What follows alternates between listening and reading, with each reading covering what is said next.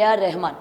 So music director గురించి ప్రత్యేకంగా చెప్పాల్సిన అవసరం లేదు. ఈయన చేసిన మ్యూజిక్కి ఎంత భారీ ఎత్తున ఫ్యాన్స్ ఉంటారు. సినిమాలందరూ కూడా ఏ విధంగా క్యూ కట్టి ఆయన మ్యూజిక్ కోసం ఎదురు చూస్తూ ఉంటారో మనందరికీ తెలిసిందే. అయితే ఈ మధ్య కాలంలోని ఒక పాడ్కాస్ట్లో ఆయన మాట్లాడిన మాటలు ఏవైతే ఉన్నాయో, ముఖ్యంగా మతానికి సంబంధించి ఆయన ఇవాళ ఇంత డౌన్ఫాల్ అవ్వడం, లేకపోతే సినిమాలకి దూరంగా ఉండడం, బాలీవుడ్లోని కేవలం ఒక మతానికి సంబంధించడం వల్లనే నన్ను ఈ విధంగా తొక్కేశారు అని చెప్పి ఆయన చేసిన వ్యాఖ్యలు ఇవాళ తీవ్ర దుమారం రేగుతున్నాయి. సో దీని గురించి మాట్లాడితే వాళ్ళ మనతో పాటు సీనియర్ జర్నలిస్ట్ దుర్గా వడ్లమనేని గారు ఉన్నారు. మ్యామ్ నమస్తే. సో ఏఆర్ రెహమాన్ గారు మాట్లాడిన మాటలు ఏవైతే ఉన్నాయో, తను ముస్లిం కాబట్టి ఇవాళ బాలీవుడ్లోని ఏ ఆఫర్స్ రాకుండా చేస్తున్నారు. ఆఫర్స్ రాకపోవడానికి కూడా మెయిన్ రీజన్ అదే. గతంలో తనకున్న హైప్ కావచ్చు, లేకపోతే ఇప్పుడు వస్తున్న మ్యూజిక్ డైరెక్టర్స్ని ఎంకరేజ్ చేస్తూ ఉన్నారు. నన్ను కనీసం పట్టించుకోవట్లేదు, మొత్తానికి నన్ను బ్యాన్ చేశారు అని చెప్పి ఆయన చేసిన వ్యాఖ్యలు మనం ఏ విధంగా తీసుకోవాలి? ముఖ్యంగా ఇక్కడ మతాన్ని తీసుకురావడం అన్నది ఎంతవరకు కరెక్ట్ అంటారు? అంటే మనం ఇటీవల కాలంలో చూస్తున్నామండి, హిందువులు, హిందూ మతం, హిందూ దేవతలు, లేదంటే మతాలు, వీటి మీదే అందరూ స్పందిస్తున్నారు. అంటే వాళ్ళకు ఒక నెగిటివ్ వచ్చేసరికి వీటిని హైప్ చేయడానికి చూస్తున్నారు. కానీ దానివల్ల వాళ్ళ డౌన్ఫాల్ మొదలవుతుందని వాళ్ళు అర్థం చేసుకోవట్లేదు. ఇప్పుడు మన వెనకాల ఇవాళ ఎవరో ఉన్నారనుకుని మనం మాట్లాడేస్తే రేపు వాళ్ళు ఎవరు మన వెనకాల ఉండరు. మనం చేసే వర్కు లేకపోతే మన నిబద్ధతే మన వెనకాల ఉంటుంది. ఇవాళ ఏఆర్ రెహమాన్ ఇలా మాట్లాడిన దానికి ఆశ్చర్యంగా ఉంది. ఎందుకంటే ఇంచుమించు ఆయన నాకు తెలిసి 25 సంవత్సరాలుగా ఈ ఫీల్డ్లో ఉన్నారు, సినిమా ఫీల్డ్లో. ఆయన సంగీతం అందిస్తున్నారు. ఈవెన్ స్లమ్ డాగ్ మిలియనీర్కి 2 ఆస్కార్ అవార్డ్స్ కూడా అందుకున్నాడు ఆయన. మరి అటువంటి వ్యక్తి ఈ రకంగా మాట్లాడటం అనేది ఒక ఫ్రస్ట్రేషన్లో మాట్లాడుతున్నారు ఆయన అనేది నాకు అర్థం కాల. ఇప్పుడు అసలు ఏఆర్ రెహమాన్ అనే వ్యక్తి 25 కోట్లు పైన తీసుకుంటారు నాకు తెలిసి ఒక సినిమాకి.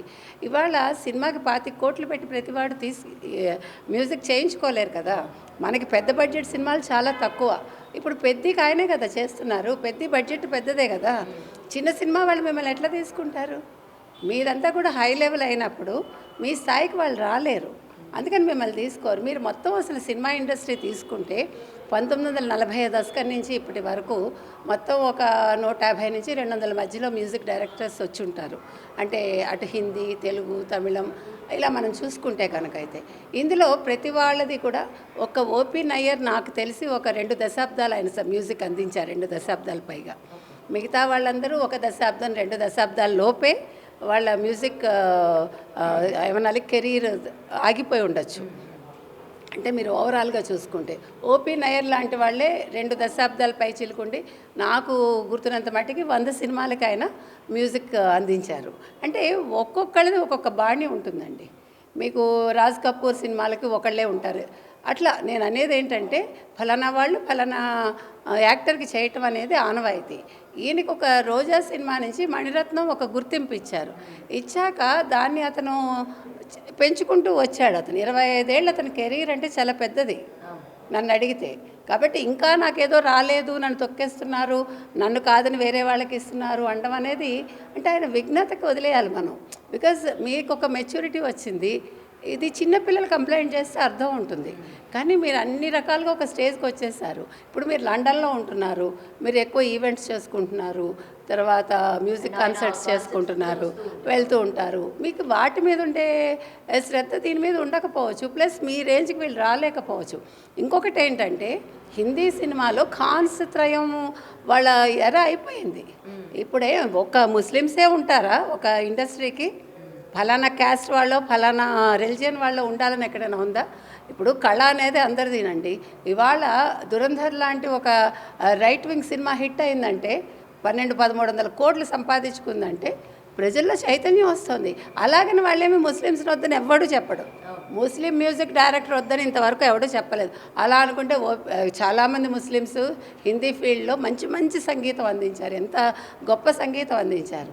తెలుగులో కూడా మనకి ఎంతోమంది మంచి డైరెక్టర్స్ ఉన్నారు. మనం తమిళ వాళ్ళని కూడా ఎంకరేజ్ చేసాం తెలుగు ఇండస్ట్రీ నన్ను అడిగితే. ఈవెన్ ఏఆర్ రెహమాన్ ఈరోజు చేయట్లేదా? 25 వరకు ఆయన సినిమాలు చేశారు. 26లో ఇంకా వచ్చి ఉండకపోవచ్చు, ఇంకా మనం బిగినింగ్లో ఉన్నాం. తర్వాత ఇవాళ జావేద్ అఖ్తర్ లాంటి వాళ్ళు ఖండించారు, తర్వాత కంగనా రనౌత్ ఖండించారు, కిషన్ రెడ్డి గారు లాంటి వాళ్ళు ఖండించారు, కేంద్ర మంత్రి. కాబట్టి నేను అనేది ఏంటంటే మీలాంటి వాళ్ళు మతాన్ని ముడిపెట్టద్దు దయచేసి, అది పద్ధతి కాదు. ఎందుకంటే మనందరం కూడా భారతీయులుగా ఉంటున్నాం. ముందు భారతీయులం, తర్వాత మీరు కూడా ఒకప్పుడు హిందువుగా ఉండి ముస్లింగా మారారు. కాబట్టి మీరు ఈ రకంగా వ్యాఖ్యానం చేయటం అనేది అంటే ఏఆర్ రెహమాన్ స్థాయికి అది బాగులేదు, అది మనం చెప్తున్నాం. అంటే కొత్త వాళ్ళకి అవకాశాలు ఎక్కువగా వస్తున్నాయి, కొత్త వాళ్ళని ఎక్కువగా ఎంకరేజ్ చేస్తూ ఉన్నారు. ముఖ్యంగా ఈయన బాలీవుడ్ని బేస్ చేసుకొని చెప్పడం, ఎందుకంటే టాలీవుడ్లోని ఎప్పుడో ఆయన పాటలు కానీ లేకపోతే ఆయన కాల్ షీట్లు దొరకడమే పెద్ద గగనం టాలీవుడ్ సినిమాలకి. బట్ బాలీవుడ్ని ఉద్దేశించి అనడం అంటే అక్కడ ఎక్కువగా ఈ కాన్స్ మీరు ఇందాక ఏదైతే అన్నారో వాళ్ళ హవానే నడుస్తూ ఉంటుంది. ఇది కేవలం యాక్టింగ్లోనే కాకుండా మ్యూజిక్లోని మతానికి సంబంధించి వీళ్ళ యొక్క హవా నడుస్తూ ఉంటుంది అని చెప్పి కేవలం బాలీవుడ్ని పాయింట్ ఆఫ్ వ్యూ చేయడం అన్నది ఎలా చూడొచ్చు? చాలా తప్పండి అది. ఎందుకంటే ఇప్పుడు ముస్లిమ్స్ భజన్స్ చేశారు, ముస్లిమ్స్ మంచి పురాణ సినిమాలకు చేశారు, ఈవెన్ హిందీలో నేను చెప్తున్నాను. అక్కడ ఎప్పుడు కూడా ఎవ్వరూ ఇంతవరకు మనం తీసుకుంటే 1940 నుంచి ఇంతవరకు మతాన్ని ఎవడు మాట్లాడలేదు. ఫస్ట్ టైం మనం ఒక ఎవరు ఏఆర్ రెహమాన్ నోటి వెంట విన్నాం. జావేద్ అఖ్తర్ లాంటి వాళ్ళు కూడా కొంచెం కమెంట్స్ చేశారు గతంలో, కానీ ఇవాళ ఆయన పాజిటివ్గా స్పందించారు. నేను అనేది ఏంటంటే ఈ భారతదేశంలో ముస్లిమ్స్ అనేవాళ్ళు ఎప్పుడూ కూడా అనగదొక్కబడలేదు. వాళ్ళు ఎప్పుడూ యాక్చువల్గా హిందువుల కంటే కూడా వాళ్ళనే ఎక్కువ గౌరవిస్తున్నారు నన్ను అడిగితే.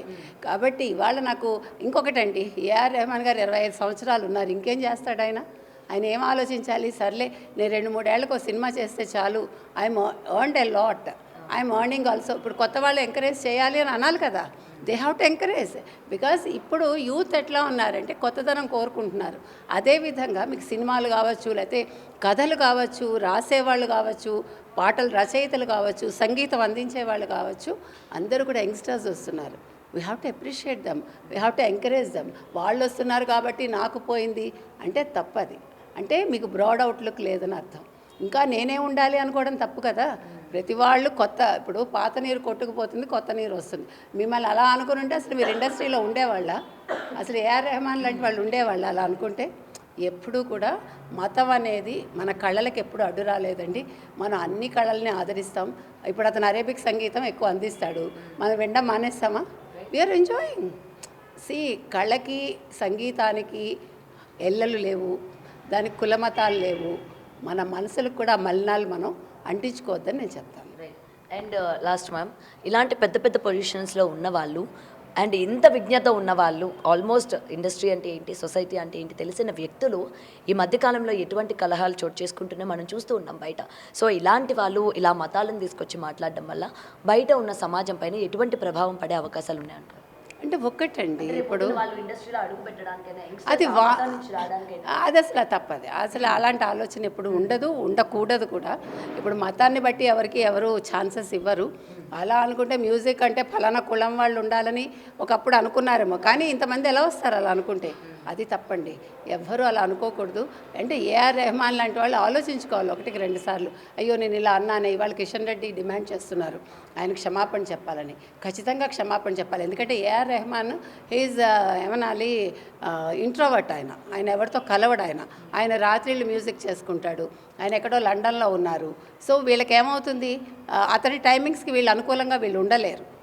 చాలా ఇష్యూస్ ఉంటాయి ఇక్కడ. అసలు క్యాస్ట్ క్రీడు కాదండి, అతను ఇచ్చే టైమింగు, అతను ఇచ్చే అంటే ఎంత టైం తీసుకుంటాడు వాటి మీద ఉంటుంది. కాబట్టి అవి బేస్ చేసుకుని వీళ్ళు తొందరగా కావాలనుకుంటే వేరే వాళ్ళకి ఇచ్చుకుంటారు.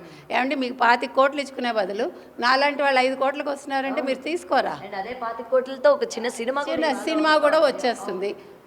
These are all budget friendly అంటాం మనం. సో బడ్జెట్ పరంగా ఆలోచించి ఏ వ్యక్తిని తీసుకోవాలి, ఏ వ్యక్తిని తీసుకోవద్దు అనేది ఇండస్ట్రీలో ఒక ప్రొడ్యూసర్ ఆలోచించుకుంటాడు, ఒక డైరెక్టర్ ఆలోచించుకుంటాడు.